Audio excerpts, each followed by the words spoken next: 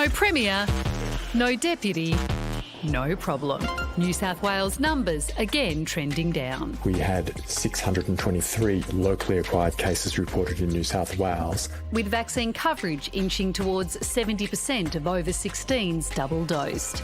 Sadly, the state recorded 6 deaths, while in Victoria there were 1,377 new cases, 4 deaths and another unwanted record. Melbourne replacing Buenos Aires as the world's most locked down city, notching 246 days under stay-at-home orders across 6 separate instalments since March 2020.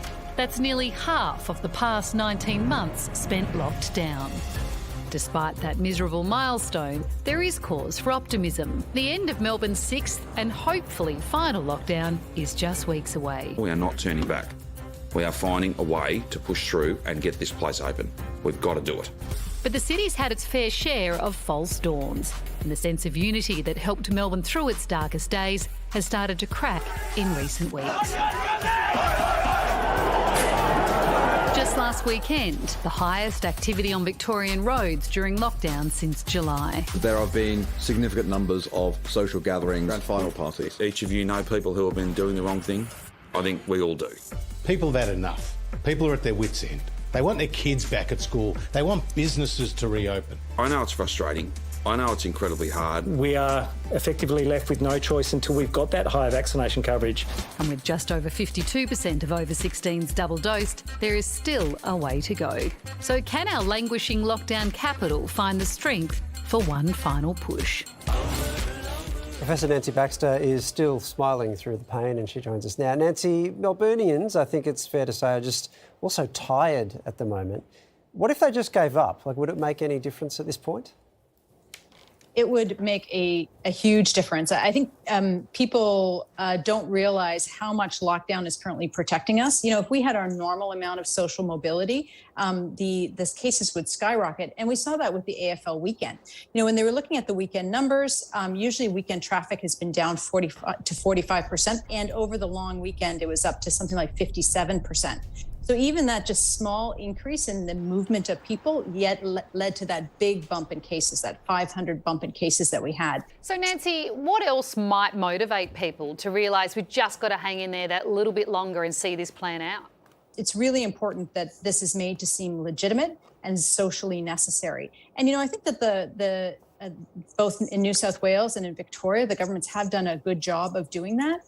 But, you know, as it gets closer, more and more people vaccinated, I think people start to think, well, I've had my vaccine, so, you know, I can go out. Why can't I go out? There's a lot of that talk going on. Fear isn't necessarily the best motivator, but I think if you understand what can happen is if you go to an AFL party and you get COVID and you give it to someone you love and they get sick, I think that really highlights for people what the downside is and how we all need to work together to get through this. But it is clear that how many cases we have when we get to 80% is going to make a difference. So it's really important that that message gets through. Sorry, Nancy, what you're saying is there is a chance that Melbourne won't open up if the case numbers are too high, even if we're at the 80% vax mark.